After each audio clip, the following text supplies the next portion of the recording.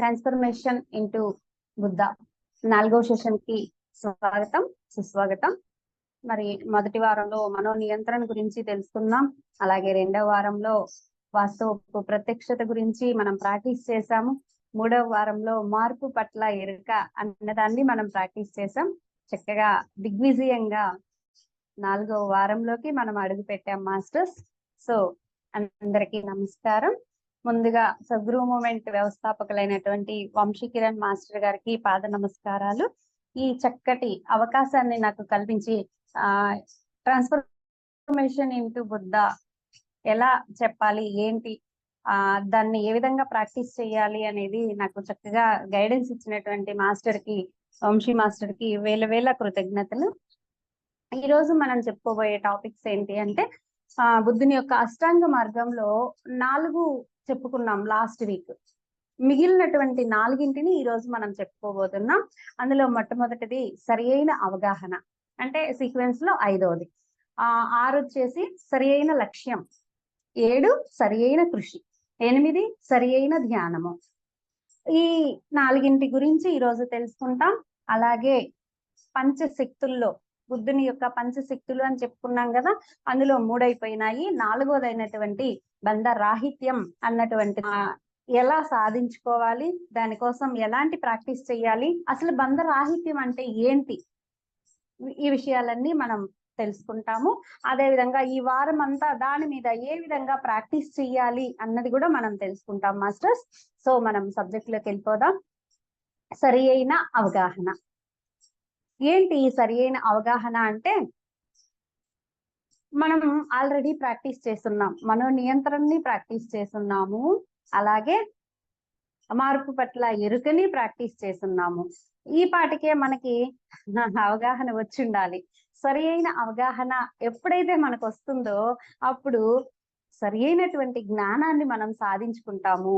బుద్ధుడు ఏమంటారంటే, ఎప్పుడైతే మనకి సరి అయినటువంటి అవగాహన వస్తుందో అప్పుడు మనము సరి అయినటువంటి జ్ఞానాన్ని అర్థం చేసుకుంటాం. ఎప్పుడైతే సరి అయిన జ్ఞానంలో మనం ఉంటామో అప్పుడు మనము సరి అయిన కోరికల్ని మాత్రమే కోరుకుంటాము. ఏ కోరిక పడితే ఆ కోరిక కోరుకోం. ఎందుకంటే వాటి పట్ల మనకు అవగాహన వచ్చింది కదా. ఏ కోరిక కోరుకుంటే ఏ కష్టాలు వస్తాయి, ఏ కోరిక కోరుకుంటే ఏ ఆనందం వస్తుంది, ఇవి మనకు క్లారిటీ వచ్చేస్తాయి. కాబట్టి అప్పుడు మనం సరి అయినటువంటి కోరికలు కోరుకునే అవకాశం మనకి లభిస్తుంది. సో అవగాహన అనేది చాలా ఇంపార్టెంట్ మాస్టర్స్. వాస్తవం యొక్క సత్య ప్రకృతిని, అంటే వాస్తవం ఏదైతే ఉందో దాన్ని ఉన్నది ఉన్నట్లుగా ఎప్పుడైతే మనం అవగాహన చేసుకోగలుగుతామో అదే సరి అయినటువంటి అవగాహన. అక్కడ ఒకటి చూస్తాము, మనం ఇంకొకటి అవగాహన చేసుకుంటాం. మనందరికీ ఇది తెలిసిందే. మనం ఒక సిచ్యువేషన్ చూస్తాం, చూసి అక్కడ ఉన్నది ఉన్నట్లుగా కాకుండా ఇంకేదో అని అవగాహన చేసుకుంటాం. ఫర్ ఎగ్జాంపుల్ చెప్పాలంటే ఒక చిన్న స్టోరీ చెప్తాను. ఏంటంటే ఒకరోజు ఒక వ్యక్తి, మంచి ఆధ్యాత్మిక వ్యక్తి, మామూలు వ్యక్తి కాదు మాస్టర్స్, ఒక సాధకుడైనటువంటి ఆధ్యాత్మిక వ్యక్తి సముద్రం ఒడ్డుకి వెళ్తాడు. వెళ్ళి అక్కడ కూర్చొని అలా బఠానీలు తింటా అలా చూస్తూ ఉంటాడు అనమాట. అప్పుడు దూరం నుంచి ఒక పడవలో ఒక స్త్రీ, ఒక పురుషుడు కూర్చొని ఉంటారు. ఆ స్త్రీ అతని మీద పడిపోతుంది అనమాట. అలా పడి వంగి ఉంటే ఇతను ఏమనుకుంటాడంటే, అయ్యో పబ్లిక్ లో ఎంత అసహ్యంగా ప్రవర్తిస్తున్నారు, చీచి అనుకుంటాడు. కొంచెం సేపు అయ్యేప్పటికి సముద్రంలో ఒక ముగ్గురు పల్టీ కొట్టేసి ఇంకొక పడవ మునిగిపోతూ ఉంటారు. వెంటనే ఈ బాబు ఏం చేస్తాడంటే, ఈ పడవలో ఉన్నటువంటి వ్యక్తి గబాలను దూకి వాళ్ళల్లో ఒక ఇద్దరిని లాక్కొచ్చేస్తాడు, ఒడ్డుకు లాక్కొచ్చేస్తాడు. ఆ తర్వాత ఇతని దగ్గరికి వచ్చి, నాకు ఓపిక అయిపోయింది, నా వల్ల కావట్లేదు, మీరు ఏమన్నా కాపాడగలరా అంటే, ఈయన నా వల్ల కాదండి అంటాడు. ఎవరు? స్పిరిచువల్ వ్యక్తి. అయితే సరే అలాగా నేనే కాపాడుతానులే అని చెప్పి అతను వెళ్ళి 3వ వ్యక్తిని కూడా కాపాడుకొని వస్తాడనమాట. వచ్చిన తర్వాత ఆ స్త్రీ ముసుగు వేసుకొని ఉంటది ముందు. ఓకే, ఇప్పుడు ఆ ముసుగు తీసి అతనికి తలంతా తుడుస్తూ ఉంటదన్నమాట. అప్పుడు చూస్తాడు ఇతను, ఆమె ఎవరు అంటే ఒక వృద్ధురాలైనటువంటి స్త్రీ. ముందు ఏమనుకున్నాడు, ఒక అమ్మాయి అనుకున్నాడు. ముసుగేసుకొనుంది, అటు మలుకొని కూర్చొనుంది. అతని దగ్గర ఇలా ఉంది, వంగి ఉంది. దాంతోటి వీళ్ళేదో చేసుకుంటున్నారు అని చెప్పి అసహించుకుంటాడు. ఎప్పుడైతే ఆ వృద్ధురాలైన స్త్రీని చూస్తాడో, అయ్యో! నేను ఎంత తప్పు చేశాను, ఆ బిడ్డకి ఆహారం తినిపిస్తుందా? ఆ బిడ్డకి నీళ్లు తాపిస్తుందా? నేనెంత తప్పుగా అనుకున్నాను అని చెప్పి తనకి తాను రియలైజ్ అవుతాడు మాస్టర్స్. సో, చూసిన సిట్యుయేషన్ చూడండి. అక్కడ ఇతను అవగాహన చేసుకుంది చూడండి. అంటే మనకి సరియైన అవగాహన దేని పట్ల ఉండట్లేదు. ఎప్పుడైతే మనం సరియైన అవగాహనలోకొస్తామో అప్పుడు సరియైన జ్ఞానం పెంచుకుంటాం. ఇతరుల్ని అపార్థం చేసుకునేటువంటి సిట్యుయేషన్ నుంచి సరిగ్గా అర్థం చేసుకునేటువంటి పరిస్థితి వస్తది. ఓకేనా? సో, సరియైన అవగాహన అనేది ఎంత ఇంపార్టెంటో చూడండి. ఎప్పుడైతే మనకి సరియైన అవగాహన లేదో అప్పుడు సరికాని కోరికల్ని కోరుకుంటామో దుఃఖంలోకి వెళ్ళిపోతాము. ఆ దుఃఖం నుంచి బయటపడాలంటే అవగాహన ఒక్కటే మార్గం మాస్టర్స్. మరి ఏంటి సరియైన అవగాహన ఎలా ఉంటుంది? సరికాని అవగాహన ఎలా ఉంటుంది? దానివల్ల వచ్చే పరిణామాలు ఏంటి అనేది మనం ఒక చిన్న ఎగ్జాంపుల్ ద్వారా చూద్దాం.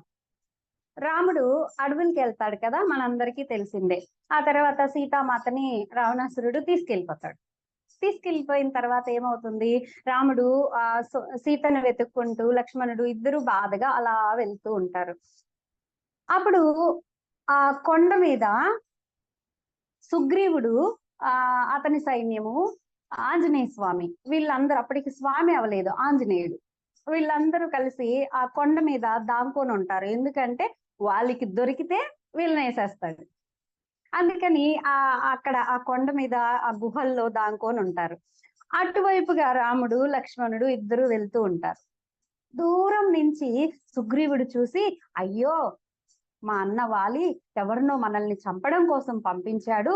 కాబట్టి వాళ్ళిద్దరిని ఇక్కడి నుంచే మనం ఏసేయాలి అని చెప్పి రెడీ అయిపోతాడు సుగ్రీవుడు. ఆంజనేయ స్వామి వెంటనే ఏం చేస్తాడో తెలుసా? అలా చూసి, అయ్యో! వాళ్ళ మొహాలు చూస్తే దివ్య వర్చస్సుతో ఉన్నాయి. ఎంత కాంతివంతంగా వెలుగుతున్నాయి. ఆగు, నువ్వు తొందరపడకు. నేనెళ్లి కనుక్కొనొస్తాను. అసలు వాళ్ళు ఎవరు? ఇక్కడికి ఎందుకొచ్చారు? ఏంటి అనేది నేను తెలుసుకొనొస్తాను అని చెప్పి ఆంజనేయ స్వామి వెళ్తాడు. వెళ్ళి రాముడిని చూడగానే ఆ వైబ్రేషన్ కి కనెక్ట్ అయిపోయి అతనితో నువ్వు ఎవరు అని అడిగితే ఇట్లాగానే పలానా పలానా అని రాముడు చెప్తాడు. వెంటనే రాముడికి కనెక్ట్ అయిపోతాడు మాస్టర్స్. వాళ్ళని తీసుకొని వెళ్తాడు. అక్కడ ఇంకా మిగతా స్టోరీ అంతా మనకు తెలిసిందే. ఇక్కడ సుగ్రీవుడేమో సరైన అవగాహనలో లేడు. అవునా? ఆంజనేయుడు సరైన అవగాహనలో వచ్చి పరమాత్ముడికి కనెక్ట్ అయ్యాడు. అదే సరైన అవగాహనలో లేకుండా ఆంజనేయుడు కూడా యుద్ధం అనుకొని ఉంటే అక్కడ పరమాత్ముడికి కనెక్ట్ అవ్వగలిగే అవకాశం వచ్చేదా ఆంజనేయుడికి? కాదు కదా. కాబట్టి సరైన అవగాహన అనేది చాలా ఇంపార్టెంట్ మాస్టర్స్. అప్పుడు ఆయనకి ఏమొచ్చింది? ఆనందం వచ్చింది. ఎప్పుడైతే సరైన అవగాహనలో ఉన్నాడో ఆనందం వచ్చింది. ఇంకొక ఎగ్జాంపుల్ చూద్దాం. గౌతమ్ ముని అహల్యమాత వీళ్ళిద్దరు స్టోరీ మనకు తెలుసు. అహల్యమాత ఏం చేస్తుంది? గౌతముడు నదికెళ్తాడు. ఈలోపు ఇంద్రుడు వస్తాడు వేరే రూపంలో రావడం. ఆ తర్వాత అహల్య తనకి నువ్వు ఇలా చేయడం కరెక్ట్ కాదు నాయనా అని చెప్పి తనకి హితబోధ చేయడం, అప్పుడు ఇంట్లో నుంచి బయటికి రావడం అది గౌతమ్ మహర్షి చూస్తాడు. చూసి ఆయన అక్కడ సరైన అవగాహన చేసుకోలేదు. దాంతోటి అహల్యకి శాపం ఇవ్వడం, ఇంద్రుడికి శాపం ఇవ్వడం ఇవన్నీ జరిగిపోయింది. చూసారా మాస్టర్స్? అవగాహన సరియైన అవగాహన లేకపోవడం వల్ల మరి ఇటు గౌతముని భార్యకి శాపం ఇచ్చిన తర్వాత అతను ఆనందంగా ఉండగలడా చెప్పండి? అతను దుఃఖంలోకి వెళ్ళారు, అహల్యమాతని దుఃఖంలో నింపారు. కాబట్టి మనకి సరియైన అవగాహన లేకపోవడం వల్ల మనము దుఃఖంలోకి వెళ్ళిపోతాం, మన ఎదుటి వాళ్ళని మన చుట్టూ ఉండే వాళ్ళని కూడా దుఃఖంతో నింపేస్తాం మాస్టర్స్. ఓకే, సో బుద్ధుడు ఏం చెప్తారు అంటే ఎప్పుడైతే సరియైన అవగాహన పెంచుకున్నామో అప్పుడు సరియైన జ్ఞానం అందుతుంది. సరియైన జ్ఞానం వల్ల సరియైన కోరికల్లోకి వెళ్తాము అంటాడు. అయితే అసలు కోరికలు ఉండద్దు అని ఎక్కడా బుద్ధుడు చెప్పలేదు. సరియైన కోరికలు అంటే మనకి ఏదైతే అవసరమో ఆ కోరికల్ని మనం కోరుకోవాలి. అంతేకాని మనకి అవసరం లేని సరికాని కోరికల్ని మనము కోరుకోరాదు. ఏంటి సరి అయిన కోరికలు అంటే, ఏవైతే మన జీవితానికి మస్ట్ అండ్ షుడ్ అవసరమో, ఆ తర్వాత అవి ఎలా ఉండాలి, మన శక్తి పరిధి మేరకు మాత్రమే ఉండాలి, మన శక్తిని మించి ఉండకూడదు. అలాంటి కోరికలు మనం కోరుకోవాలి. ఫర్ ఎగ్జాంపుల్, భస్మాసురుడు ఉన్నాడు. భస్మాసురుడు మహాదేవుడి కోసం తపస్సు చేస్తాడు. చేసి ఏం కోరుకుంటాడు చెప్పండి? నేను ఎవరి తల మీద అయితే చెయ్యి పెడతానో వారందరూ భస్మం అయిపోవాలి అని కోరుకుంటాడు. సరే కదా అని తదాస్తు అంటాడు. తదాస్తు అన్న తర్వాత ఏమవుతుంది, ఈయన మరి అత్యాశకు పోయి, సరే నా వరం నువ్వు నాకు ఇచ్చిన వరం పనిచేస్తుందో లేదో చూస్తానయ్యా అని చెప్పి వరం ఇచ్చినటువంటి మహాదేవుడి తల మీదే చెయ్యి పెట్టబోతాడు. వెంటనే ఆయన పరిగెత్తుకుంటా వెళ్తాడు. నారాయణుడు వస్తాడు. ఇతన్ని మోహిని అవతారంలో వచ్చి ఇతన్ని ఆ మోహంలో దించేసి అలాగా నాట్యం చేస్తావా అని చెప్పి నాట్యం చేయించి అలా తన తల మీద తనే చెయ్యి పెట్టుకొని తనే కాలిపోయేలాగా చేస్తాడు. చూసారా మాస్టర్స్, ఇక్కడ సరికాని కోరిక ఎప్పుడైతే మనం కోరుకున్నామో అది మనకే తిప్పలు తెచ్చిపెడుతుంది. మనం కోరుకునే కోరికలు కూడా అలాంటివే ఉంటాయి, భస్మాసురుడి కోరికలే ఉంటాయి. చెక్ చేసుకుందాం మనం అలాంటి కోరికల్లో ఉన్నామా, సరైన కోరికల్లో ఉన్నామా అని. అంటే మన కోరిక ఇతరులకు హాని కలిగించేది అవ్వకూడదు. ముఖ్యంగా మనం చేయాల్సింది ఏంటి అంటే, మనం ఏ కోరిక అయితే ఉందో అది ఇతర జీవులకి కానీ ఇతరులకి కానీ హాని కలిగించేదయ్యి ఉండకూడదు. అప్పుడు మన కోరిక సరైన కోరిక అవుతుంది. నెక్స్ట్, ఇంకా నా రియల్ లైఫ్ లో నాకు తెలిసిన వ్యక్తి ఎగ్జాంపుల్ ఒకటి చెప్తాను. ఒక ఆమె ఉందన్నమాట, తెలిసిన ఆమె ఏం చేసిందంటే, వాళ్ళ హస్బెండ్ వాళ్ళు యాక్చువల్ గా ఒక ఊర్లో ఉంటారు. అంటే ఊర్ల పేర్లు కూడా ఎందుకులే అనవసరంగా. ఆ పక్క ఊరికి వెళ్తాడనమాట. వాళ్ళ హస్బెండ్ పక్క ఊరికి వెళ్ళేసి అక్కడ ఒక బిజినెస్ స్టార్ట్ చేస్తాడు. ఏంటి ఆ బిజినెస్ అంటే, లాటరీ టైప్ అదే ఉంటాయి కదా, కాయ రాజే కాయ ఉంటాయి కదా, అలాంటిది అనమాట. వెళ్ళి వారం రోజులుండి వారం రోజుల్లో 50,000 తీసుకొచ్చేస్తాడు ఇంటికి. ఇక ఏం చేస్తుందంటే, వామ్మో వారం రోజులకి 50,000 అంటే నెలకి 2 లక్షల. మనం చాలా ఈజీగా సంవత్సరం లోపే ఎన్నో కోట్లు సంపాదించుకోవచ్చు, ఇదేదో భలే ఉంది అని చెప్పేసి ఇంక అక్కడికి వెళ్ళిపోదాము అంటదన్నమాట. సరే కదా అని చెప్పి ఇక్కడ ఉన్న సొంత ఇల్లు అన్ని రెంట్కి ఇచ్చేసి వెళ్ళడానికి రెడీ అయిపోతారు. ఈ లోపు ఈయన ఇల్లు వస్తున్నాడు కదా, వెళ్ళి అక్కడ బిజినెస్ చేసి వస్తున్నాడు కదా, ఒక 2 వారాలు ఏమో డబ్బులు వచ్చాయి. ఆ తర్వాతకి మొత్తం అప్పులు పాలైపోయాడు. మరి ఇంటికి వచ్చి చెప్తే పెళ్ళాం తన్నిద్ది కదా, ఫస్ట్ వారం 50,000 తెచ్చావు, ఇప్పుడేమో ఇలా చేసావు అని తన్నిద్దని చెప్పకుండా ఆపేశాడు. వస్తున్నాయిలే డబ్బులు వస్తున్నాయిలే అంటున్నాడు. అలాగా 1.5 నెల గడిచిపోయింది. ఆ తర్వాత మొత్తం అప్పులే. వారంలో ఎంత ఫాస్ట్ గా 50,000 వచ్చినాయో 2 నెలల్లో దాదాపు 50 లక్షలు లాస్ అయిపోయింది. ఇంకంతే, ఈ మొత్తం అమ్ముకోవాల్సి వచ్చింది. ఇక్కడ ఉన్న సొంత ఇల్లు అన్ని అమ్ముకొని ఒట్టి చేతులతో ఏ బిజినెస్ లేకుండా నిలబడాల్సి వచ్చింది. మరి ఇలా అయినాడు అంటే ఎవరు పనిస్తారు చెప్పండి? పట్టు చేతిని పట్టుకొని మరొక ఊరికి వెళ్ళిపోవాల్సి వచ్చింది. ఎక్కడ ఇబ్బంది కలిగింది? ఆ బిజినెస్ వల్ల ఎంత మంది బాధపడుతున్నారు అంటే, ఈమె కోరిక ఇతరులకి హాని కలిగించే కోరిక. మరి ప్రకృతి చూస్తూ ఊరుకుంటుందా మాస్టర్స్? సో మనం కోరికలు ఏ విధంగా ఉండాలి అంటే, ఎవరికి హాని కలిగించొద్దు, పక్కన వాళ్ళకి హాని కలిగించొద్దు, మనకి కూడా హాని కలిగించొద్దు. అప్పుడు మనకి ప్రకృతి సహకరిస్తుంది. ఇవే సరి అయినటువంటి అవగాహన ఎప్పుడైతే ఉంటుందో, అదే ఆమెకి అవగాహన ఉందనుకో, అయ్యో ఇది కరెక్ట్ కాదు, ఇది అధర్మం అయింది, ఇతరుల్ని బాధ పెట్టేది, ఇబ్బంది పెట్టేది అని ఈమెకి గనక అవగాహన ఉందనుకోండి, అలాంటి కోరికలు కోరుకుంటుందా చెప్పండి? సో సరి అయిన అవగాహన పెంచుకోవడం అనేది చాలా ఇంపార్టెంట్ మాస్టర్స్. సో ఈ సీక్వెన్స్ గుర్తుపెట్టుకుందాం మనం. నాకే ఉండాలి, ఇంకెవరికి ఉండొద్దు, నేనే మంచిగా అవ్వాలి. అదేదో సినిమాలో సాంగ్ కూడా ఉంది, అల్లు రామలింగయ్య సాంగ్, నాకు 2 కళ్ళు పోయినా పర్వాలేదు, నాకు ఒక్క కన్ను పోయినా పర్వాలేదు, పక్కనోడికి ఏమో 2 కళ్ళు పోవాలి, పక్కనోడు మంచిగుంటే నాకు కడుపు మంటరా స్వామి అని ఏదో సాంగ్ ఉంది, నాకు కరెక్ట్ గుర్తు రావట్లేదు. సో అలా ఎప్పుడైతే మనం ఉంటామో అవి సరికాని కోరికలయ్యి అవి మనల్ని భస్మాసురుడిలాగా భస్మం చేసేస్తాయి మాస్టర్స్. సో ఎప్పుడైతే సరి అయిన అవగాహన వస్తుందో అప్పుడు సరి అయిన జ్ఞానం వస్తుంది. సరి అయిన జ్ఞానం ఎప్పుడైతే వచ్చిందో అప్పుడు మనం సరి అయిన కోరికల్ని కోరుకోగలుగుతాము. నెక్స్ట్ సరి అయిన లక్ష్యం. ఏంటి ఈ సరి అయిన లక్ష్యం అంటే మనము మన జీవిత లక్ష్యం ఏంటి అన్నది ఒక్కసారి చెక్ చేసుకోవాలి. ఒక జీవిత లక్ష్యాన్ని మనం ఎంచుకోవాలి, నిర్ణయించుకోవాలి. ఒక్కొక్కరి జీవితానికి ఒక్కొక్క లక్ష్యం ఉంటది. ఇక్కడ మన వాళ్ళే ఉన్నారు. ఒక స్త్రీ తన సర్వస్వాన్ని కోల్పోయి ఇక్కడికి వచ్చింది.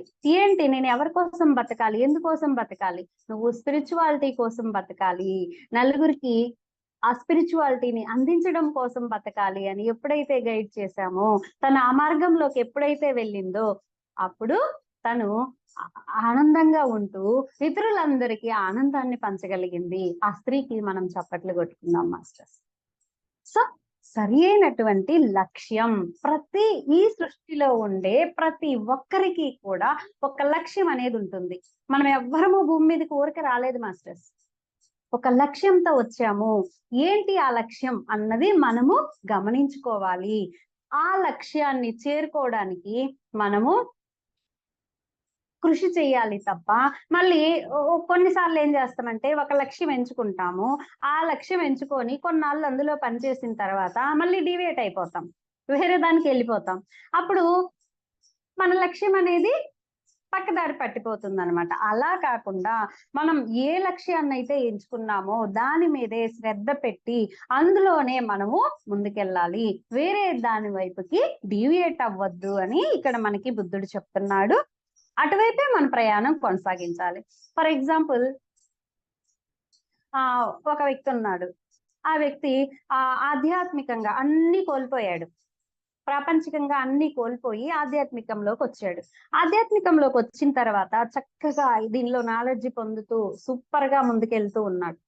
ఆ తర్వాత కొన్నాళ్ళు అయ్యాక ఏమవుతుందంటే ఈ ఆధ్యాత్మికంలో ముందుకు వెళ్తూ అలా పైకి రాకుండా మళ్ళీ ప్రాపంచికంలోకి మైండ్ వెళ్ళిపోయి మళ్ళీ బిజినెస్లు మొదలు పెడతాడు. అప్పుడు ఏమవుతుంది, తన జీవిత లక్ష్యము డివియేట్ అయిపోతుంది కదా మాస్టర్స్. అలా అవ్వకుండా మనం చూసుకోవాలి. ఫర్ ఎగ్జాంపుల్ నేనే ఉన్నాను, స్పిరిచువాలిటీలోకి వచ్చాను. వచ్చిన తర్వాత నేను వేరే ఏదన్నా చెప్పాలనుకోండి, సేతు విజ్ఞానం చెప్పాలనుకోండి, నా వల్ల కాదు, అది నాకు ఎక్కదు. ఇంకొక సబ్జెక్ట్ చెప్పాలనుకోండి, అది నాకు ఎక్కదు. ఇక వేరే జస్ట్ చదువుతానంతే, తెలుసుకుంటానంతే, కానీ అది చెప్పాలంటే నా వల్ల అవదు. ఏదో ఒకటి అడ్డొచ్చేస్తుంది అనమాట. అంటే నా వర్క్ అది కాదు. కర్మ సిద్ధాంతం ఎంతసేపు అయినా చెప్తా, డ్రీమ్స్ ఎంతసేపు అయినా చెప్తా. అంటే నా లక్ష్యం, నా డిజైన్ ఏంటి అంటే ఇది నా వర్క్. అలాగా ప్రతి ఒక్కళ్ళకి ఒక వర్క్ నిర్ణయించుకొని వస్తాము. ఆ లక్ష్యం వైపే మన ప్రయాణం అనేది సాగించుకోవాలి. అది మధ్యలో కష్టాలు వస్తూ ఉంటాయి, నష్టాలు వస్తూ ఉంటాయి, అయినా సరే దాని మీదే నిలబడగలగాలి. అయితే మన లక్ష్యం ఎలాగండి తెలుసుకుంటాము, ఎలా తెలియాలి? మనం ఎన్నో పనులు చేస్తూ ఉంటాం కదా. అంటే మనకి ఈ వంశీ సార్ ఎప్పుడు ఒకటి చెప్తారనమాట. ఏంటంటే మన లక్ష్యం తెలుసుకోవాలంటే సింపుల్. మనం ఒక పనిలో ముందుకు వెళ్తున్నాం, ఫర్ ఎగ్జాంపుల్ క్లాసెస్ చెప్పడానికి ముందుకు వెళ్తున్నప్పుడు మనకి ఆ క్లాస్ చెప్పడానికి ప్రకృతి చక్కగా సహకరిస్తుంది. ఓకే, మొట్టమొదట ప్రకృతి సహకరిస్తుంది. రెండోది మనం చాలా ఈజీగా చేసేయగలుగుతాం ఆ పని. జూమ్ లో క్లాసులు చెప్పడం అంటే నేను చాలా ఈజీగా చేసేస్తా, అదే బయట ఊర్లోకి వెళ్ళి చెప్పాలంటే కష్టం. ఓకే, అంటే ప్రకృతి సహకరిస్తుంది, ఈజీగా చేసేయగలుగుతాము. మూడోది మనకి ఆనందాన్ని ఇస్తుంది, తెలియకుండానే లోపల నుంచి ఒక ఆనందం వచ్చేస్తుంది. మనం ఏ పని చేస్తుంటే ఇవి 3 ఉన్నాయో అదే మన లక్ష్యం మాస్టర్స్. ఈజీగా కనిపెట్టేయచ్చు. ఒకటి ప్రకృతి సహకరిస్తుంది, రెండవది అలవోకగా ఈజీగా అయిపోతుంది, మూడవది మనకి లోపల నుంచి ఆత్మానందం అనేది కలుగుతుంది. ఈ మూడు ఏ పని చేస్తుంటే వస్తుందో అదే మన వర్క్, అదే మన లక్ష్యం అన్నది మనం అర్థం చేసుకోవచ్చు. ఇక్కడ ఎగ్జాంపుల్ చెప్పాలంటే ఏకలవ్యుడిని తీసుకుందాం. ఏకలవ్యుడు తను ఏం చేశాడు, విలువిద్య నేర్చుకోవాలి అనుకున్నాడు, అవునా? అయితే విలువిద్య నాకు నేర్పించండి అండి గురువు గారు అని చెప్పి ద్రోణాచార్యుడి దగ్గరికి వెళ్ళారు. ద్రోణాచార్యుడు ఏమన్నారు, నాయనా నీకు నేర్పించడం అవ్వదు, కాబట్టి నువ్వు ఈ పని చెయ్యకూడదు, ఆగిపో అన్నాడు. ఆగిపో అంటే ఆయన టార్గెట్ ఏంటి, విలువిద్య నేర్చుకోవడం. అందుకని ఆయన ఏం చేశాడో చూడండి. ధ్యానంలో కూర్చున్నాడు, గురువు గారి విగ్రహాన్ని తయారు చేసుకున్నాడు, ఎదురుగా కూర్చొని ధ్యానంలోకి వెళ్ళిపోయాడు. ధ్యానంలో కూర్చొని శరీరాన్ని దాటి మనసుని దాటి ఇలాగా స్టెప్ బై స్టెప్ దాటి దాటి దాటి ద్రోణాచార్యుడి యొక్క 5వ శరీరంతో ఈయన యొక్క 5వ శరీరాన్ని కనెక్ట్ చేశాడు మాస్టర్స్, విశ్వమయ కోశం. అక్కడి నుంచి డేటాని సేకరించాడు. అంటే నా నాలెడ్జ్ అంతా నా 5th బాడీలో ఉంటది, మీ నాలెడ్జ్ అంతా మీ 5th బాడీలో, ఈ విశ్వానికి సంబంధించిన నాలెడ్జ్ అంతా కూడా అక్కడ ఉంటది అనమాట. అక్కడికి వెళ్తే మనం ఎవరి డేటానైనా ఎవరి దగ్గర ఉన్న నాలెడ్జ్ నైనా తీసుకోవచ్చు మనం, ఓకేనా? అందుకనే ధ్యానంలో కూర్చొని చక్కగా సాధన చేస్తూ డీప్ గా వెళ్ళిన వాళ్ళు కొత్త కొత్త సబ్జెక్టులు చెప్తారు. ఎలాగ చెప్తారు అంటే అక్కడి నుంచి డేటాని డౌన్లోడ్ చేసుకుంటారు మాస్టర్స్. అలాగా ఏకలవ్యుడు ఏం చేశాడంటే ద్రోణాచార్యుడి దగ్గర ఉన్నటువంటి విలువిద్య మొత్తం ఎలా చెయ్యాలి ఏంటి అనేది ఆ జ్ఞానం అంతా ధ్యానంలో కూర్చొని అక్కడ పొందడం, ఇక్కడ ప్రాక్టీస్ చేయడం, ఇలాగ చేసి చక్కగా విలువిద్య నేర్చుకున్నాడు. అంటే ఆయన ఏ లక్ష్యాన్ని అయితే ఎంచుకున్నాడో ఆ లక్ష్యాన్ని సాధించడం కోసం అటే ప్రయాణం చేశాడు తప్ప మళ్ళీ డీవియేట్ అవ్వలేదు.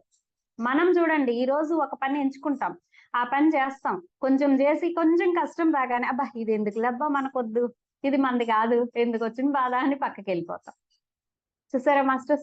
అంటే మనము సరైన లక్ష్యము ఎంచుకోవట్లేదు, ఆ లక్ష్యం మీద నిలబడట్లేదు, సరైన శ్రద్ధని మనం చూపించట్లేదు.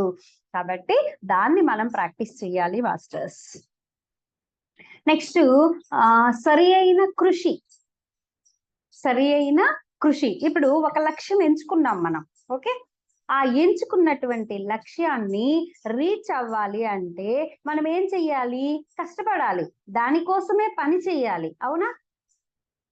చేసేటప్పుడు ఉండాల్సింది సరి అయినటువంటి కృషి, అంటే ఏకాగ్రత, కాన్సన్ట్రేషన్. మనం ఏ పని అయితే ఎంచుకున్నామో ఆ పని మీద మనం కాన్సన్ట్రేషన్ పెట్టాలి. ఆ లక్ష్యం సాధించడానికి కావలసినంత కృషి మనం చేయాల్సి ఉంటుంది. పక్క వైపులకి వెళ్లకుండా దాని మీద ఏకాగ్రత పెట్టవలసి ఉంటుంది. ఏ పని ఎంచుకున్నామో ఆ పని మీదే మనము పూర్తిగా నిమగ్నం అవ్వాలి. ఇక చుట్టుపక్కల ఏది మనకు కనిపించకూడదు. దీనికి ఎగ్జాంపుల్ అర్జునుడిని తీసుకుందాం. అర్జునుడికి ద్రోణాచార్యుడు అడవికి తీసుకెళ్తాడు, నాయనా నీకు విలువిద్య నేర్పిస్తానురా అని చెప్పి. ఈయనకి కోరిక అనమాట, ఎలాగైనా సరే ఈ అందరికంటే గొప్పగా విలువిద్య నాకే వచ్చుండేలాగా నేను నేర్చుకోవాలి అని అర్జునుడికి, అంటే తన టార్గెట్ అనమాట. నేను గొప్ప విలుకాడిని అవ్వాలి, అంటే వేరే వాళ్ళతో పోల్చుకోవడం కాదు, నేను గొప్ప విలుకాడిని అవ్వాలి అన్న టార్గెట్ అర్జునుడికి ఉంది. అందుకని ఆయన ఏం చేశాడు, ద్రోణాచార్యుడు వెనకాలే వెళ్తాడు. అక్కడ అందరు శిష్యులు వెళ్తారు కదా, ఒక చెట్టు, ఆ చెట్టు మీద ఒక చిన్న పక్షిని చూపిస్తాడు. చూపించి ఒక్కొక్కరిని పిలిచి, నాయనా అక్కడ చూడండి ఏం కనిపిస్తుంది అంటే ఆ చెట్టు కనిపిస్తుందండి అంటాడు. నువ్వు పనికిరావు పక్కకి వెళ్ళి అంటాడు ఈయన ద్రోణాచార్యుడు. మళ్ళీ ఇంకొకరిని పిలుస్తాడు, ఏం కనిపిస్తుంది అంటే ఓహో చెట్టు మొత్తం చెప్పకూడదు కావాలని ఆ పక్షి కనిపిస్తుందండి అంటాడు. నువ్వు కూడా పనికిరావు పక్కకి వెళ్ళు. ఇంకొకడు ఓహో పక్షి కూడా చెప్పకూడదా అనుకొని తలకాయ కనిపిస్తుందండి, పక్షి తల కనిపిస్తుందండి, నువ్వు కూడా పనికిరావు పక్కకి వెళ్ళు. అర్జునుడిని పిలుస్తాడు, నీకేం కనిపిస్తుంది నాయన, పక్షి కన్ను గుడ్డు మధ్యలో కనిపిస్తుందండి, ఇంకేం కనిపించట్లేదు అంటాడు. ఓకే, ఒక్కొక్క చిన్న కన్ను గుడ్డు మాత్రమే కనిపిస్తుంది, ఇంకేం కనిపించట్లేదు, నువ్వు దీనికి పర్ఫెక్ట్ కాబట్టి ఏసై బాణం అంటాడు, వెంటనే వేసేస్తాడు. ఆ రోజు నుంచి మొదలు పెడతాడు. ఎందుకంటే అర్జునుడిలో ఏముంది, ఏకాగ్రత ఉంది, సరి అయినటువంటి కృషి చెయ్యగలడు అని ద్రోణాచార్యులు వారు అతన్ని ఎంచుకొని అతనికి మిగతా వాళ్ళకు కూడా నేర్పిస్తాడు. కానీ విలువిద్యలో లోతుల్లోకి వెళ్ళి ఆ లోపల ఉన్నటువంటి ఆ మొత్తాన్ని, అంటే పైన నేర్చుకోవడం వేరు, లోతుల్లోకి వెళ్ళి మెలకువలు నేర్చుకోవడం వేరు కదా. ఆ మెలకువలన్నీ నేర్పిస్తాడనమాట అర్జునుడికి. ఎందుకు ఆయన ఎంచుకున్నాడు అంటే ఆయన దగ్గర సరి అయిన కృషి ఉంది. ఓకే, సో మనం ఏ లక్ష్యాన్ని అయితే ఎంచుకున్నామో ఆ లక్ష్యాన్ని సాధించాలంటే సరి అయినటువంటి కృషి చేయాల్సి ఉంటుంది మాస్టర్స్. ఇక్కడ మన గ్రూప్ లో చాలా మంది ఉన్నారు. ఇప్పుడు నేను చాన్నాళ్ళ నుంచి వస్తున్నా కదా, నాకు డ్రీమ్స్ అంటే చాలా ఇష్టం అండి, డ్రీమ్స్ సబ్జెక్ట్ నేర్చుకుంటానండి అని సార్ ట్రైనింగ్ ఇచ్చేప్పుడంతా వస్తారు. 3 days వర్క్ షాప్ వస్తారు. ఆ తర్వాత ఒక వారం రోజులు, ఒక 10 రోజులు చక్కగా దాని మీద వర్క్ చేస్తారు. అది అయిపోయిన తర్వాత ఒక 10 రోజులు అయిన తర్వాత మళ్ళీ ఇంకేటో వెళ్ళిపోతారు. వెళ్ళి ఏంటండి నాకు డ్రీమ్స్ రావట్లేదండి ఈ మధ్యన అంటారు. ఏంటమ్మా అసలు ఏం చేస్తున్నా అంటే, అంటే నైట్ అంతా కూర్చుంటున్నాను కదండి అంటారు. అదేంటి నైట్ అంతా కూర్చోవడం ఏంటి, సార్ ఏం చెప్పారు, నిద్ర వచ్చినప్పుడు నిద్రపోండి, మళ్ళీ మెలకు వచ్చినప్పుడు లేచి కూర్చోండి అని కదా చెప్పారు. మిడ్ నైట్ లో 72 శ్వాసలు కదా చేయమన్నారంటే, అయ్యో అండి నేను గుడాకేశ చేస్తున్నానండి అంటే అది చెయ్యడం తప్పు అనట్లేదు మాస్టర్స్. సగం ఈ ప్రాక్టీసు సగం ఆ ప్రాక్టీసు చేయడం వల్ల ఏంటి ఉపయోగం, కాన్సన్ట్రేషన్ ఏది, అప్పుడు రెంటికి జడ్డు రేవడైపోతారు. ఉంటే అటు ఉండాలి, లేకపోతే ఇటు ఉండాలి. ఇలాగా మనం ఏం చేస్తామంటే కొన్నాళ్ళు ఇది చేస్తాం, డ్రీమ్స్ మీద చేస్తాం, కొన్నాళ్ళు గుడాకేష్కి వెళ్తాం, ఇంకొన్నాళ్ళు సేతు విజ్ఞానంకి వెళ్తాం, ఇంకొన్నాళ్ళు ఇంకో కొత్తది ఏదో వస్తే దానికి వెళ్తాం. ఇలా వెళ్ళడం వల్ల మన ఏకాగ్రత అనేది ఎక్కడా ఉండదు. మనం సరి అయినటువంటి కృషిని మనం ఎక్కడా చెయ్యలేం మాస్టర్స్. అలా కాకుండా మనం ఏ లక్ష్యాన్ని అయితే ఎంచుకున్నామో, డ్రీమ్స్ ఎంచుకున్నామో, ఓకే దాని మీదే ముందుకెళ్ళాలి, ఇంకా వేరే దాని వైపుకి చూడొద్దు. ఎలాగైతే అర్జునుడు పక్షి గుడ్డు మాత్రమే చూశాడు, మనం కూడా ఆ విధంగా చూడాలి. ఇంకొంతమంది వస్తారు కర్మ సిద్ధాంతం చాలా బాగుందండి, నిజమేనండి, గతంలో మనం చేసినవి కదండి మనకు వస్తాయి అని ఒక నెల రోజులు సూపర్ గా దాని మీద నిలబడతారు. ఆ తర్వాత ఎవరో వచ్చి రామ్తా క్లాస్కి వెళ్తారు. వెళ్ళగానే అక్కడ కర్మ లేదు ఏం లేదు నువ్వే దేవుడు అని చెప్తారు. అంతే, ఇదంతా పోయింది. అయ్యో నేనే దేవుడిని కదండి, నాకెక్కడుందండి కర్మ, మళ్ళీ కాలుతుంది. అన్ని మోకాళ్ళ నొప్పులు. మాకు ఇక్కడ ఒక మేడం ఉన్నారనమాట, నాకు తెలిసిన మేడం. మాకు విపరీతంగా నొప్పులు వస్తుంటాయి ఆమెకి, అసలు నడవలేని స్థితిలో ఉంటది. కర్మ ఎక్కడుంది, నేను దేవుడిని అయితే పిరమిడ్ లో కూర్చొని ఆ ఎనర్జీ తీసుకుంటే అయిపోయా అంటది. పిరమిడ్ లో కూర్చొని ఎనర్జీ తీసుకుంటది, ఒక రోజు 10 గంటలు ధ్యానం చేస్తుంది, ఆ రోజు కొంచెం తగ్గుముఖం పట్టింది. మరి రోజు మనం 10 గంటలు కూర్చునే టైం ఉండదు కదా, మరి సంసారంలో నిర్వాణం కదా, ఎలా కుదురుతుంది, కుదరదు కదా. రెండో రోజు 10 గంటలు కూర్చోదు, మళ్ళీ ఇడ్చుకుంటుంటది. ఫస్ట్ చేసింది 2 కర్మలు చూసుకుంది, డిజాల్వ్ చేసుకుంది, అప్పుడు తగ్గుముఖం పట్టింది, మళ్ళీ ఇంకొక కర్మ ఎంటర్ అయింది, మళ్ళీ చూసుకోమంటే నేను దేవుణ్ణి కదా, కర్మ లేదు పాడు లేదు అన్నది. చూసారా మాస్టర్స్, మనము దేన్నైతే లక్ష్యంగా ఎంచుకున్నామో దాని మీద నిలబడి దాని మీద సరి అయినటువంటి కృషి చెయ్యాలి, అప్పుడే మనం ఆ టార్గెట్ ని రీచ్ అవ్వగలుగుతాము అన్నది ఇక్కడ మనకి బుద్ధ భగవానుడు ఇచ్చేటువంటి అష్టాంగ మార్గంలో ఒక అద్భుతమైన మెసేజ్. నెక్స్ట్ లాస్ట్ సరి అయిన ధ్యానము. సో లాస్ట్ ఏంటండి, సరి అయిన ధ్యానం. అయితే మనం సరి అయిన ధ్యానం చెయ్యట్లేదా అంటే ఎవరికి వాళ్ళం చెక్ చేసుకుందాం మాస్టర్స్. ఏంటి సరి అయిన ధ్యానం అంటే, మనకి ఏదైతే అవసరమో అదే సరి అయిన ధ్యానం. ఏంటి అవసరం, శ్వాస మీద ధ్యాస. మనకి పత్రి గారు ఏం చెప్పారు, శ్వాసే మీ గురువు, శ్వాస మీద ధ్యాస. దీన్నే బుద్ధ భగవానుడు కూడా చెప్పారు, ఆనాపానసతి. ఆనా అంటే ఉచ్ఛ్వాస, అపాన అంటే నిశ్వాస, సతి అంటే కూడుకొని ఉండడం. ఉచ్ఛ్వాస నిశ్వాసలతో కూడుకొని ఉండడమే మనకి బుద్ధ భగవానుడు ఇచ్చినటువంటి అద్భుతమైనటువంటి ధ్యాన సాధన. అలాగే పత్రి గారు ఇచ్చింది కూడా అదే మాస్టర్స్. సో దీన్ని మనం ప్రాక్టీస్ చేస్తూ ఉన్నాం ఇన్నాళ్ళుగా. దీనిలో మనకి ఎన్నో అనుభవాలు ఉన్నాయి. అయితే మధ్యలో మనకి ఆలోచనలు వస్తూ ఉన్నాయి. ఆలోచనలని గమనిస్తూ బంధ రాహిత్యంతో, మనం ఇప్పటిదాకా చేసిన ప్రాక్టీస్ అదే 3 వారాలుగా బంధ రాహిత్యంతో గమనిస్తూ కూర్చున్నప్పుడు ఆ ఆలోచనలో మనం ఇరుక్కోకుండా ఉండిపోతాము. అప్పుడు మనసుని మనం శూన్యం చేయగలుగుతాము. ఇది సరైన ధ్యానం అంటారు బుద్ధ భగవానుల వారు. దీంతో ఏమవుతుంది అంటే బంధ రాహిత్యంని మనం ప్రాక్టీస్ చేయగలుగుతాం. అంటే మనం ఈ రోజు చెప్పుకునేటువంటి బుద్ధుని యొక్క పంచశక్తుల్లో 5వ శక్తి అయినటువంటి బంధరాహిత్యం ఇక్కడే స్టార్ట్ అవుతుంది మనకి. మన ఆలోచనలని ఆ దూరంగా ఎవరో వ్యక్తి వెళ్తూ ఉంటే వాళ్ళతో అటాచ్ అయిపోతామా చెప్పండి? అలా చూస్తూ ఉంటాం అంతే, ఏ ఆలోచన ఉండదు. అలాగా మన ఆలోచనల్లో కూడా ఇరుక్కోకుండా చూస్తూ ఉండండి అని చెప్తాడనమాట. చూడకపోతే ఏమవుతుంది అంటే, మనం ఎప్పుడైతే బంధంతో గమనిస్తామో, ఆ ఆలోచనలకి అటాచ్ అయిపోతామో, అప్పుడు ఏమవుతుందంటే మన మనసు శూన్యం అవ్వదు, భ్రమల్లోకి వెళ్ళిపోతుంది, ఊహాగానాల్లోకి వెళ్ళిపోతుంది. మనందరికీ తెలిసిందే ఇది. అటు భ్రమల్లోకి వెళ్తుంది, ఇటు ఊహల్లోకి వెళ్తుంది. అసలు ఏంటి జరుగుతుందయ్యా అంటే, ధ్యానంలో ఫస్ట్ మనం 2 కళ్ళు మూసేస్తాం, అవునా? ఇవి చర్మచక్షువులు అంటాం. ఈ చర్మచక్షువులు రెండింటిని ఎప్పుడైతే మూసేసి శ్వాసను గమనించడం మొదలు పెడతామో, అప్పుడు మన మనోచక్షువు యాక్టివేట్ అవుతుంది. అంటే మనస్సు యాక్టివేట్ అయిపోతుంది. అందుకనే మామూలప్పుడు పనులు చేసుకుంటుంటే పెద్ద ఆలోచనలు రావు. కళ్ళు మూసుకొని కూర్చోగానే ఎక్కడెక్కడ ఆలోచనలన్నీ వచ్చేస్తాయి చూడండి ఉధృతంగా. ఎందుకంటే మనసు యాక్టివేట్ అయిపోయింది. ఈ మనోచక్షువుని మనము బుజ్జగించి బంధరాహిత్యంతో గమనిస్తూ గమనిస్తూ దాన్ని కూడా మూసేయాలి. మనోచక్షువుని కూడా మనము క్లోజ్ చెయ్యాలి. మనోచక్షువుని క్లోజ్ చేస్తే ఏమవుతుంది అంటే, నెక్స్ట్ అయినటువంటి దివ్య చక్షువు ఉత్తేజితం అవుతుంది.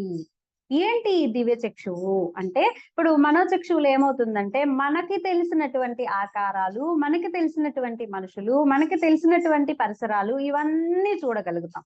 ఓకే. ఫర్ ఎగ్జాంపుల్ ఇప్పుడు కళ్ళు మూసుకోండి. ఎప్పుడో వెంకటేశ్వర స్వామి దగ్గరికి వెళ్ళుంటాం కదా.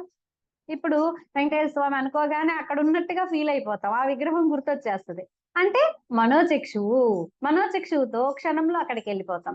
ఆ ఈ మనోచక్షువులో మనకి తెలిసిన వాటికే వెళ్తాం. తెలియనిది ఉందనుకోండి, ఫర్ ఎగ్జాంపుల్ మనకు అసలు ఎప్పుడు వినలేదు, ఏదో ఒక పేరు చెప్పారు, బుద్ధుడికి సంబంధించిన ఒక ఊరి పేరు చెప్పి దాని దగ్గరికి మీరు వెళ్ళినట్టు ఊహించుకోండి అంటే ఏం ఊహించుకుంటాం చెప్పండి?